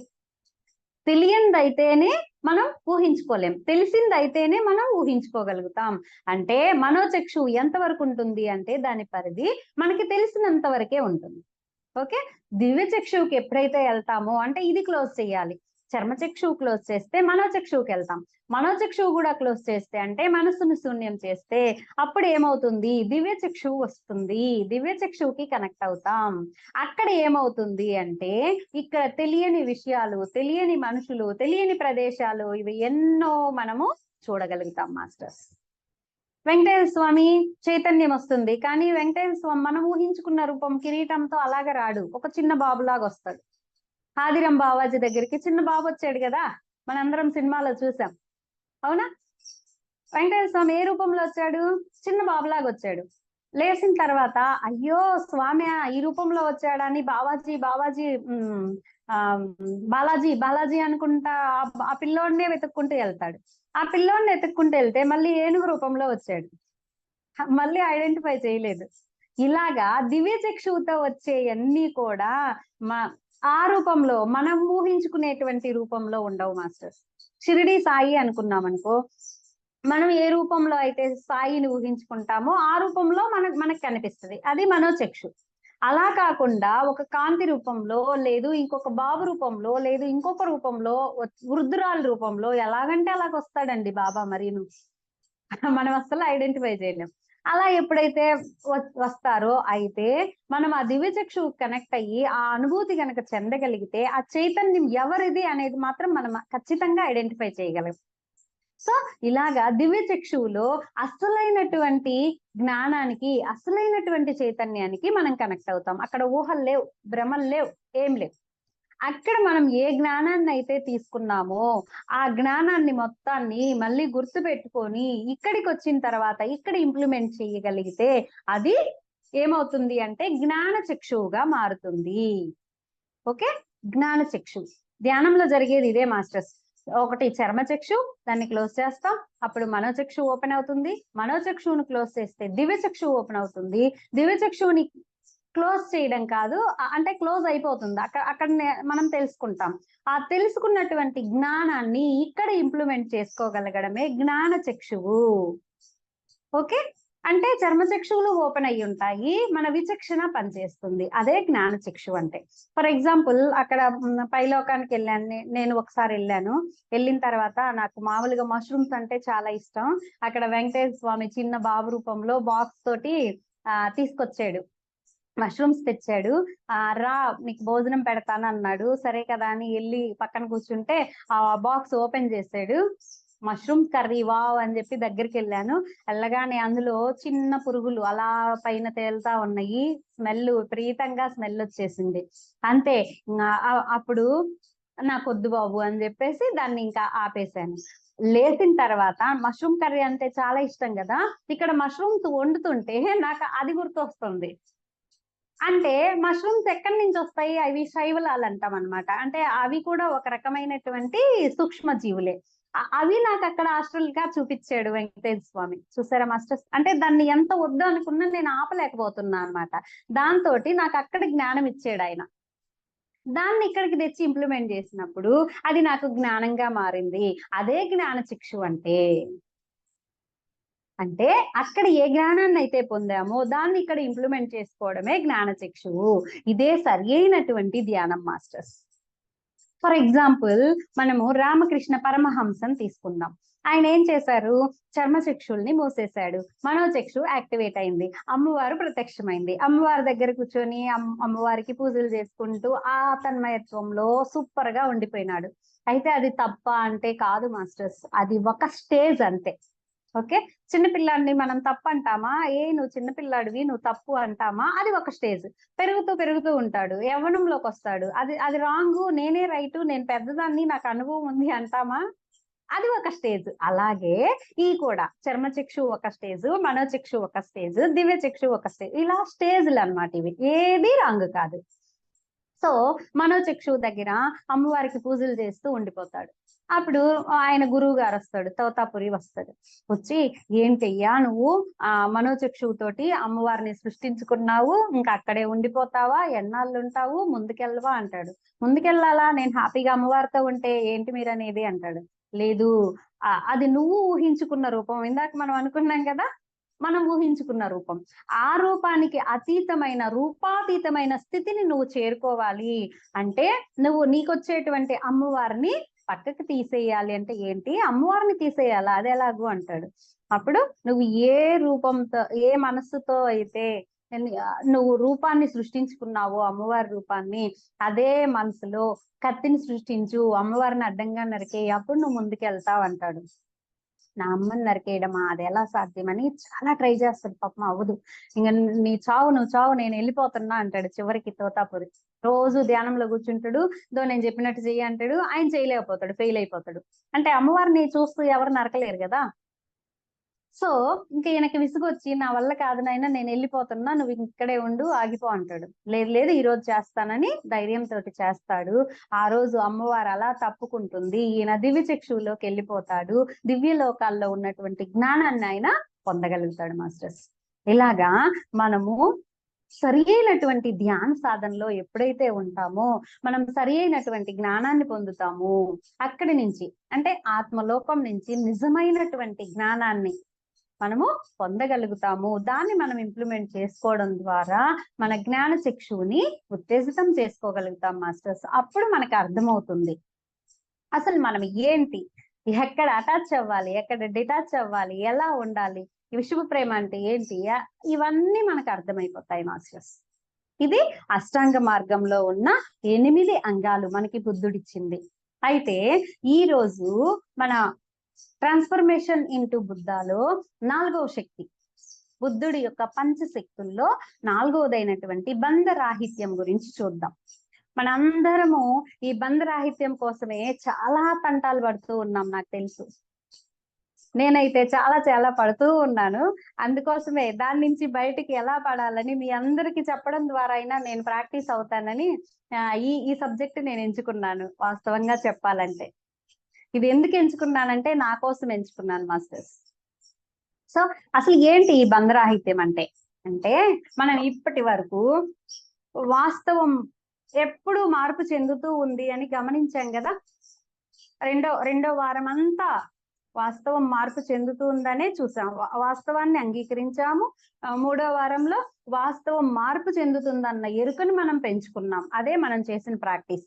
అయితే ఇక్కడ ఏది ఖచ్చితంగా అలాగే ఎప్పటికీ ఉండిపోదు అన్నది మనము అర్థం చేసుకున్నాం. ఇంకా గాఢంగా అర్థం చేసుకోవాల్సి ఉంటుంది మాస్టర్స్. ఎందుకంటే మన మనసు ఎప్పటికప్పుడు ఇది నాది అని మాయలో పడేస్తూ ఉంటుంది. ఇది శాశ్వతం, ఇది ఖచ్చితమైంది, ఇది నాతోనే ఉంటుంది అని ఎప్పటికప్పుడు మనల్ని మాయలో పడేస్తూనే ఉంటుంది. అది ఉండేదే అందుకోసం. సో ఏది కూడా శాశ్వతమైంది కాదు, స్థిరత్వంతో ఉండదు, ఖచ్చితత్వంతో ఉండదు అనేది మనం అర్థం చేసుకోవాలి. అప్పుడు మన భ్రమలు అనేవి తొలగిపోతాయి. ఫర్ ఎగ్జాంపుల్ మనం చూడండి, నా భర్త నాకే సొంతం అనుకుంటాం. నా బిడ్డ నేను చెప్పినట్టే వింటాడు, వేరే దారిలో వెళ్ళడు అనుకుంటాం. నేనే నా మాట విన్ను, నా ఆలోచనలే ఇప్పటి నుంచి ఇంకొంచెం సేపటికి 1 గంటకి మారిపోతాయి. అలాంటప్పుడు వాళ్ళ మనసు ఉండదా? వాళ్ళ ఆలోచనలు మారవా? వాళ్ళకంటూ ఇష్టాలు ఉండవా? కానీ మనం భ్రమలో ఉండిపోతాము, ఇతరుల నుంచి ఆశిస్తూ ఉంటాం మాస్టర్స్. నా భర్త నన్ను మంచిగా ప్రేమించాలి. అదేదో సినిమాలో నాగార్జున చెప్తాడు, పెళ్ళంటే నూరేళ్ల మంటరా అని. తర్వాత ఎందుకు అంటే పొద్దున్నే లేవాలి, ఐ లవ్ యూ చెప్పాలి, లేకపోతే నన్ను చంపేస్తుంది అన్ని పాడతాడు అనమాట. సో మన ఎక్స్పెక్టేషన్స్ అన్ని అలాగే ఉంటాయి. ఓకే, ఈ ఎక్స్పెక్టేషన్స్ కి తగ్గట్టుగా వాళ్ళు ప్రవర్తించారా మంచిగా ఉంటాం. ఒకవేళ ఎక్స్పెక్టేషన్ కి తగ్గట్టు ప్రవర్తించలేదా దుఃఖంలోకి వెళ్ళిపోతాం. అవునా కాదా? అయ్యో ఈరోజు నేను కొత్త చీర కొనియమంటే మా ఆయన కొనియలేదు, ఆ రోజు యుద్ధం. నేను ఇలా చెప్పాను, ఇలా చెప్తే అలా చేశాడు, యుద్ధం. ఎందుకు ఇలా ఉంది అంటే మనం బంధంలో ఇరుక్కుపోయాం మాస్టర్స్. బంధరాహిత్యం అంటే అయితే ఇతరుల్ని లెక్క పెట్టకుండా ఉండడమా? నీ దారి నీదే, నా దారి నాదే అని పట్టించుకోకుండా ఉండడమా? అంటే కాదు మాస్టర్స్. ఎప్పుడైతే ఎదుటి వాళ్ళని మనం స్వాధీనం చేసుకోవాలి అనుకుంటామో అది బంధం అవుతుంది. అలా స్వాధీనం చేసుకోకుండా వాళ్ళ ఇష్టం వాళ్ళది, నా ఇష్టం నాది, వాళ్ళ ఇష్ట ప్రకారం వాళ్ళు ఉంటారు, నా ఇష్ట ప్రకారం నేనుంటాను. No expectations. నేను అనుకున్నట్టు వాళ్ళు ఎలా ఉంటారు అన్నది కనుక మనం అర్థం చేసుకుంటే, నా స్వాధీనంలోనే వాళ్ళు ఉండాలి అన్న కోరిక లేకపోతే, వాళ్ళని ఆధీనం చేసుకోవాలి, నా సొంతం చేసుకోవాలి అన్న కోరిక లేకుండా మనం ఎప్పుడైతే ఉంటామో అప్పుడు మనం బంధరాహిత్యాన్ని సాధించుకుంటాం.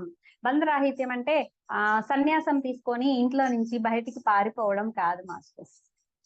ఎక్స్పెక్టేషన్ లేకుండా ఉన్నది ఉన్నట్లుగా మనం అంగీకరించగలగడం, ఎదుటివాడు ఎలా ఉంటే అలా ఆనందంగా స్వీకరించగలగడం, అదే బంధరాహిత్యం అంటే. బంధంలో స్వార్థం ఉంటుంది, బంధరాహిత్యంలో ప్రేమ ఉంటుంది. బంధంలో స్వార్థం, బంధరాహిత్యంలో ప్రేమ ఉంటుంది. ఫర్ ఎగ్జాంపుల్ ఒక తల్లి ఉంది, ఆ తల్లి బిడ్డను ఎంతో ప్రేమగా సాకుతుంది.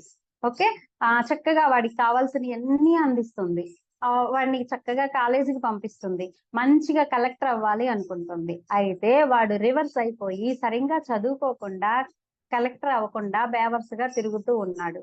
ఆ తల్లికి ఒక రోజు తెలిసింది. అప్పుడు ఇంతకు ముందు ఉన్నంత ప్రేమగా తనని చూడగలదా మాస్టర్స్?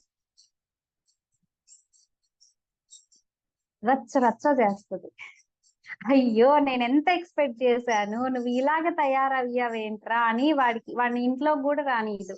ఆ ప్రేమ అంతా ఏమైపోయింది చెప్పండి? అంటే అది బంధంతో కూడిన ప్రేమ, స్వార్థం. ఓకే, ఎక్స్పెక్టేషన్ ఉంది అంటే స్వార్థము, ఎక్స్పెక్టేషన్ లేదు అంటే ప్రేమ. ఈ రెండింటికి డిఫరెన్స్ మనం తెలుసుకుందాం మాస్టర్స్.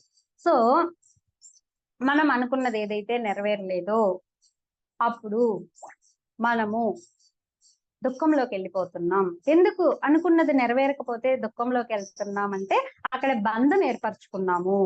అదే మనకి తెలియని వ్యక్తి ఉన్నాడు, వాడు ఎంత వెధవైనా వాడు ఇలా ఉన్నాడే అయ్యో అని మనం ఏ రోజైనా బాధపడతామా వాడి కోసం? మన ఇంట్లో వాళ్ళ కోసం మనం బాధపడుతున్నాం. ఎందుకు? ఇక్కడ బంధం ఏర్పరచుకున్నాము, ఎక్స్పెక్టేషన్ పెట్టుకున్నాము. సో ఎక్స్పెక్టేషన్ వద్దు మాస్టర్స్. అయితే మరి ఈ బంధాల నుంచి ఎలాగండి బయటపడాలి, ఏం చెయ్యాలి మనము అంటే ముందు అసలు ఎన్ని రకాల బంధాలు ఉన్నాయో చూద్దాం. బుద్ధుడు ఏం చెప్తాడంటే 2 రకాల బంధాల గురించి చెప్తాడు. ఒకటి ఉద్వేగ బంధాలు, ఎమోషనల్ బంధాలు. రెండవది వస్తు బంధాలు. ఎమోషనల్ బంధాలు, వస్తు బంధాలు. ఎమోషనల్ బంధాలు అంటే ఏంటి అంటే మనం అటాచ్మెంట్ పెంచుకునేవి, ప్రేమ పెంచుకునేవి. ప్రేమ అనకూడదు దాన్ని, ఆశించడం. ఇప్పుడు మన ఇంట్లో వాళ్ళనే కదా మనం ఆశిస్తాం, వేరే వాళ్ళని ఆశించం కదా. అంటే మనం ఎవరెవరి దగ్గర అయితే ఆశిస్తూ ఉంటామో, ఎవరెవరి దగ్గర అయితే ఎక్స్పెక్టేషన్ పెట్టుకుంటూ ఉంటామో, ఎవరెవరితో అయితే నా వాళ్ళు అనుకుంటామో, ఎవరెవరైతే నాది అనుకుంటామో వీళ్ళందరికీ సంబంధించినవన్నీ ఉద్వేగ బంధాలు మాస్టర్స్. ఇక వస్తు బంధాలంటే ఏంటంటే మనం లేడీస్ కాబట్టి పెద్ద ప్రాబ్లం లేదు, ఏమో ఇక్కడ కూడా ఎడిట్ అవ్వచ్చేమో నాకు తెలియదు. సిగరెట్లు చెప్తాడు ఈయన. తర్వాత డ్రింక్. తర్వాత మనకి ఏంటి వర్తిస్తుంది అంటే టీవీలో సీరియల్స్, ఇవి వస్తు బంధాలు. ఓకే. అంటే ఏదైనా ఒక వస్తువుతోటి అది లేకపోతే నేను ఉండలేనబ్బా అని మనం ఎక్కడైతే ఫీల్ అవుతూ ఉన్నామో అవన్నీ కూడా వస్తు బంధాలు మాస్టర్స్. ఎక్కువగా లేడీస్ ఎక్కడ కనెక్ట్ అవుతాము అంటే సీరియల్స్ కే కనెక్ట్ అవుతాం. సో మన వస్తు బంధం ఏంటంటే టీవీ సీరియల్. అది లేకపోతే అసలు కొంతమంది అయితే ఎంత టెన్షన్ పడిపోతారో మనకు తెలుసు.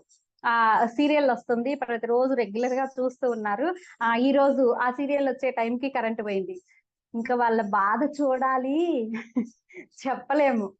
ఇది వస్తు బంధం అంటే. అలాగే తాగేవాడు ఉన్నాడు అనుకోండి, రోజు 10 గంటలకు వెళ్ళి తాగుతాడు, ఆ టయానికి ఈ రోజు డబ్బులు దొరకలేదు, ఇంకా వాడి పరిస్థితి చూడాలి మనం, అవునా?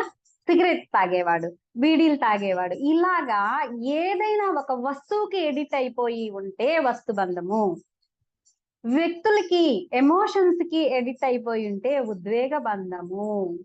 ఈ రెండింటిని మనం ముందు ఐడెంటిఫై చెయ్యాలి. నేను ఎక్కడ లాక్ అవుతున్నా, మొగల్ రేకుల దగ్గర లాక్ అవుతున్నానా, ఇంకొక దాని దగ్గర లాక్ అవుతున్నానా, ఇలాగా మనం చెక్ చేసుకోవాలి. అది వస్తు బంధం. ఓకే, దాన్ని మెల్లిమెల్లిగా ఈ రోజు 10 నిమిషాలు లేట్ గా చూస్తా, రేపు 15 నిమిషాలు లేట్ గా చూస్తా, ఇలాగా కొంచెం కొంచెం. చెప్పాలంటే ఇంతకు ముందు నేను తెగ సీరియల్ చూసేదాన్ని తెలుసా, ఇది అనుభవంతో చెప్తున్నా. దాని నుంచి అస్సలు బయటపడలేకపోయేదాన్ని. ఇక్కడ ధ్యానం జరుగుతుంటది, ధ్యానం క్లాస్ ఉంటది, అక్కడేమో సీరియల్ అయ్యో నా సీరియల్ పోతుంది, నా ధ్యానము సీరియల్ ఏది ఏది అనుకొని ఒక్కోసారి స్టార్టింగ్ లో సీరియల్కి వెళ్ళిపోయేదాన్ని తెలుసా. ఇప్పుడు అసలు మా ఇంట్లో సీరియలే లేదు, అసలు ఏ సీరియల్ వస్తుందో ఏంటో కూడా నాకు తెలియదు. అలా నేను దాన్ని వదిలించుకోగలిగా. ఓకేనా? అయితే ఉద్వేగ బంధం అంటే వీళ్ళు ఎంతవరకు శాశ్వతం, ఎప్పుడు మనతోనే ఉండరు కదా. సో వాళ్ళతో ఎంతవరకు అటాచ్ అయ్యి ఉండాలో అంతవరకు అటాచ్ అయ్యి ఉండడం మనకి మనం ముందు ఎరుకు తెచ్చుకోవాలి. ఏది కూడాను ఇక్కడ శాశ్వతం కాదు. ఒకసారి అర్జునుడు వెళ్ళి కృష్ణుడిని అడుగుతాడంట, కృష్ణ ఎప్పటికీ మారని పదం ఏదైనా ఉంటే ఒకటి రాయివా గోడ మీద అంటాడంట.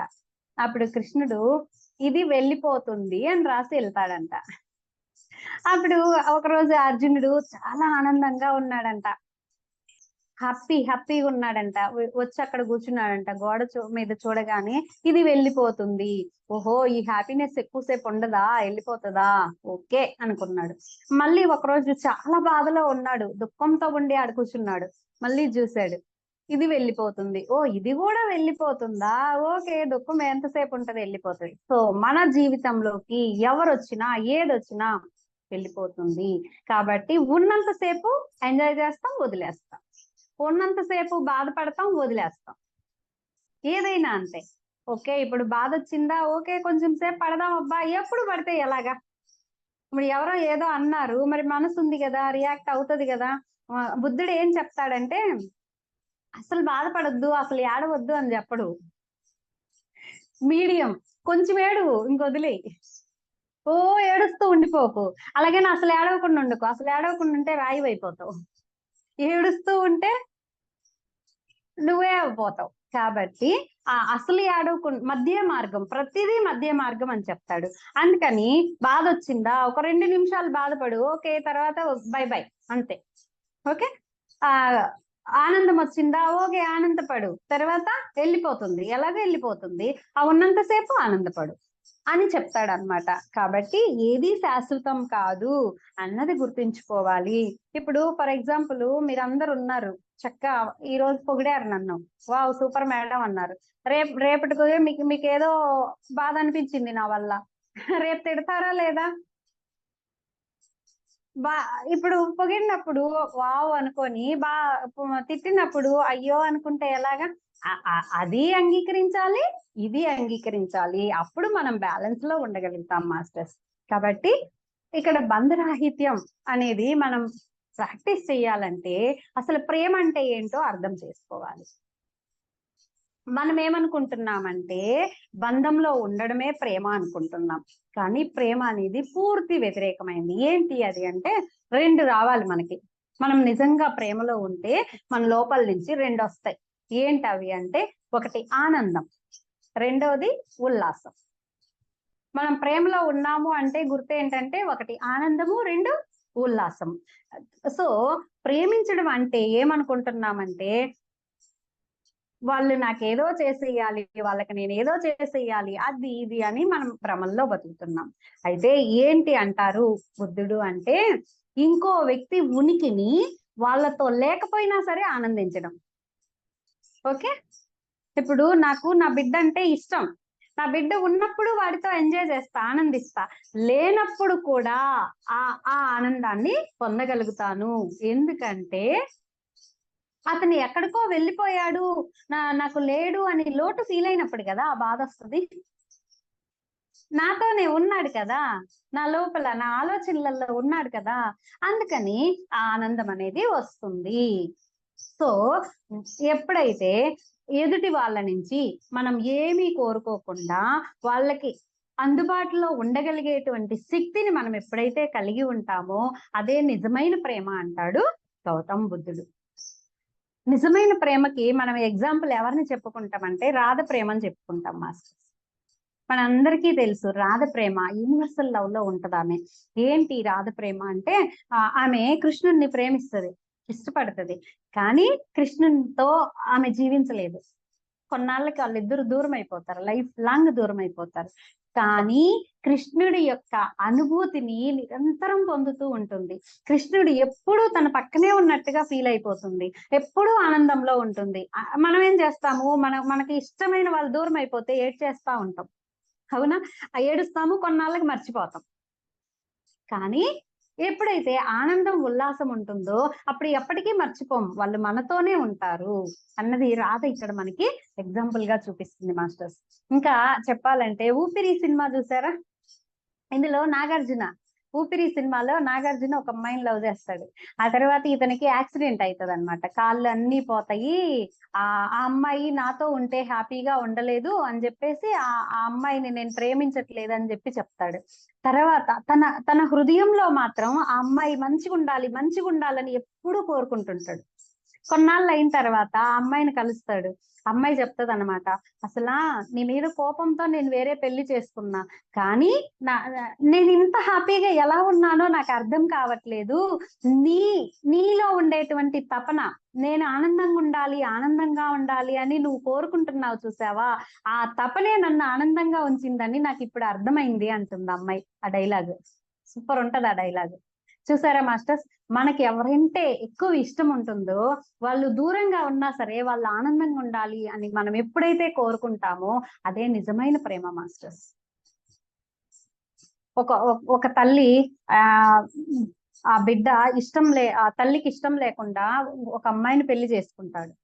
అయితే ఈ తల్లి శాపనార్థాలు పెడుతుంది. అయ్యో ఇలాంటి ఇష్టం లేదు, నాకు ఇష్టం లేదు, నాకు నచ్చిన పిల్లనే చేసుకుంటావు అనుకున్నాను, కానీ నువ్వు అలా చేసుకోలేదు అని తిని ఏడుస్తుంది, బాధపడుతుంది. అప్పుడు అది నిజమైన ప్రేమ అవుతుందా? ఓకే, నాకు ఇష్టం లేదు కానీ వాడికి ఇష్టం కదా, చేసుకుంది కదా, వాళ్ళిద్దరూ సంతోషంగా ఉండాలి అని ఆ తల్లి ఎప్పుడైతే హృదయపూర్వకంగా కోరుకుంటుందో అదే నిజమైన ప్రేమ అవుతుంది మాస్టర్స్. సో మనందరం చెక్ చేసుకుందాం, మన ప్రేమ నిజమైందా, సుహార్దపూరితమైందా అన్నది మనందరం చెక్ చేసుకుందాం. నిజమైన ప్రేమలో మనం ఎప్పుడైతే ఉంటామో అప్పుడు మనం బంధరాహిత్యంలో ఉంటాం. ఎందుకంటే వాళ్ళు ఎలా ఉన్నా అంగీకరించగలం కదా. నాకు నచ్చినట్టే ఉండాలి అనుకున్నప్పుడు మనం ఆ బంధరాహిత్యంలోకి వెళ్ళలేం, బంధంలో ఉంటాం. ఓకేనా? కాబట్టి ఆశించడం అనేది వదిలేస్తే బంధం నుండి మనం విముక్తులవుతాము. ఎదుటి వాళ్ళ నుంచి ఆశించరాదు. ఏ వ్యక్తినైనా ఎవరినైనా వాళ్ళుగా ఎప్పుడైతే మనం స్వీకరించగలుగుతామో అప్పుడు మనము యూనివర్సల్ లవ్ లోకి వెళ్ళిపోతాం. ఆ ప్రేమలో మనం ఎప్పుడైతే ఉంటామో అప్పుడు మనం బంధరాహిత్యాన్ని సాధించుకుంటాం. ఇంకా దుఃఖం ఉందా చెప్పండి? వాళ్ళు ఎలాగన్నా ఉన్ని అబ్బా, వాడిష్టం వాడిది, వాడికి ఇష్టం వచ్చినట్టు ఉంటాడని మనం ఎప్పుడైతే అంగీకరించగలుగుతామో అప్పుడు మనకి దుఃఖం ఉండదు కదా. మన దుఃఖం అంతా ఏంటి? వాళ్ళు అలా చేశారు, వీళ్ళు ఇలా చేశారు, వాళ్ళు నన్ను అలా అన్నారు, వీళ్ళు నన్ను ఇలా అన్నారు, ఇదే కదా మన దుఃఖం అంతా. ఎప్పుడైతే వాళ్ళ ఇష్టం వాళ్ళదబ్బా, సార్ ఎప్పుడు చెప్తుంటారు, వాళ్ళ నోరు వాళ్ళ ఇష్టం, మన చెవులు మన ఇష్టం అని కదా. సో ఇంకొకటి కూడా చెప్తారు, వాళ్ళు అట్లే వీళ్ళు ఇట్లే మనం అట్లే.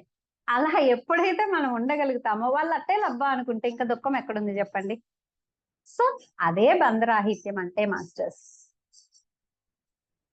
మనము ఒకళ్ళని ఇష్టపడతాం చూడండి, ఒక ఫ్రెండ్ వచ్చింది మన లైఫ్ లోకి, ఎగ్జాంపుల్. ఆ ఫ్రెండ్ ని మనము ఎంత ఇష్టంతో చూస్తామో ఫస్ట్, కొన్నాళ్ళు అయిన తర్వాత కొంచెం కొంచెం వాళ్ళిద్దరి మధ్య ఫ్రెండ్షిప్ పెరుగుతుంది. ఫ్రెండ్షిప్ పెరిగిన తర్వాత ఈమె ఎక్స్పెక్ట్ చేస్తుంది, ఇదిగో నా ఫ్రెండ్ నేను అనుకున్నట్టు ఇది ఇలా చేస్తుంది, అలా చేస్తుంది, నేనంటే అంత ఇష్టం ఇంత ఇష్టం అని చెప్పి ఈమె ఎక్స్పెక్ట్ చేస్తుంది. వన్ ఫైన్ మార్నింగ్ ఆ ఎక్స్పెక్టేషన్ కి తగ్గట్టు ఈ ఫ్రెండ్ ఉండదు, ఇద్దరి మధ్య గొడవలు మొదలవుతాయి. భార్యాభర్తలు కూడా అంతే కదా, పెళ్ళైన కొత్తలో ఎలా ఉంటారో ఒక 1 month, ఆ తర్వాత ఎక్స్పెక్టేషన్స్ మొదలవుతాయి. ఎక్స్పెక్టేషన్స్ మొదలైన వెంటనే యుద్ధాలు స్టార్ట్ అయిపోతాయి. అంటే ఒకరికొకరు రింగులు వేసేసుకుంటాం. ఆ రింగులు వేసేసుకొని ఒక బంధం ఏర్పరచుకోవడం వల్ల మనము ఆ దుఃఖంలోకి వెళ్ళిపోతున్నాం. అసలు బంధరాహిత్యంలో ఉంటే ఆ దుఃఖం ఉండదు కదా మాస్టర్స్. కనుక నేను అన్నది ఎప్పుడైతే పక్కన పెడతామో, అంటే నేను చెప్పినట్టే వినాలి, నేను అన్నట్టే మాట్లాడాలి, నా ఇష్ట ప్రకారమే ఉండాలి, ఇలాంటిది మనం ఎప్పుడైతే వదిలేస్తామో అప్పుడు మనం అందులో నుంచి, ఆ దుఃఖంలో నుంచి బయటకు వస్తాం మాస్టర్స్. సో మనం ఈ వారం అంతా కూడా బంధరాహిత్యాన్ని ప్రాక్టీస్ చేయబోతున్నాం. చెక్ చేసుకుందాం ఈ వారం రోజులు.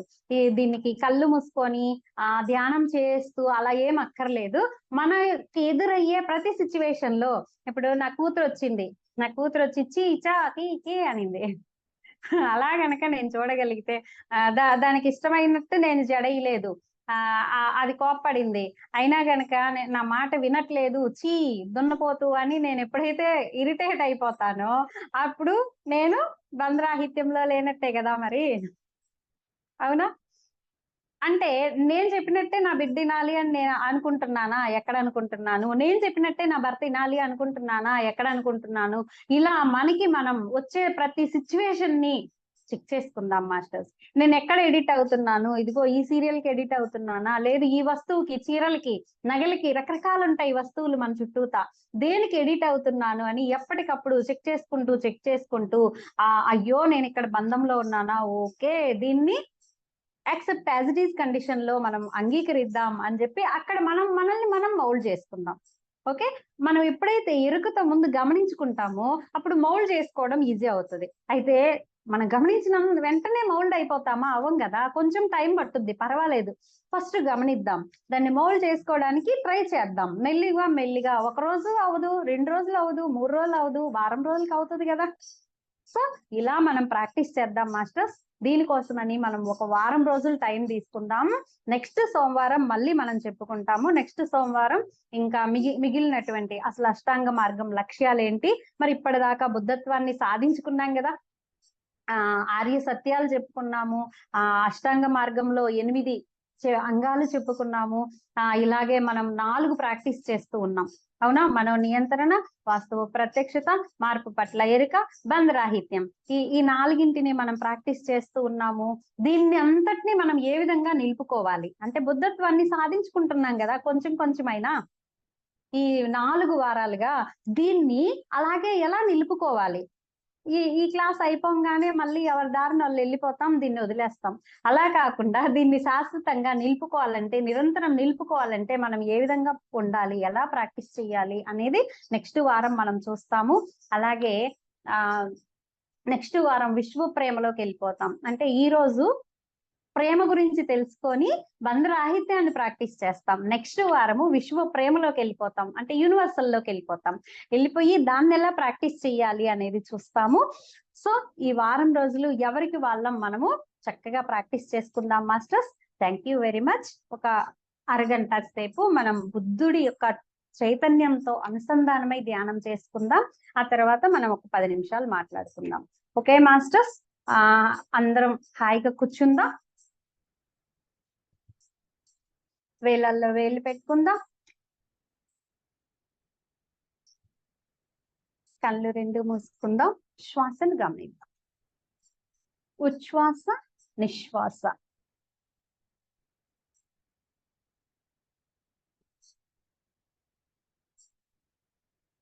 శ్వాసతో మమేకమవుదాం.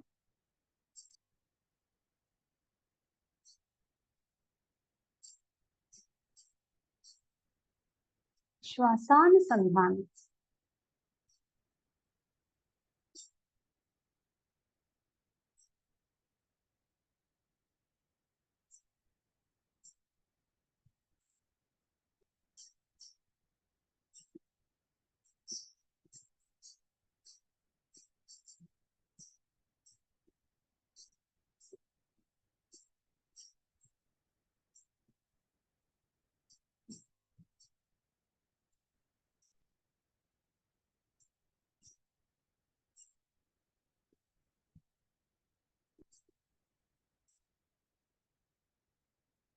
శరీరాన్ని రిలాక్స్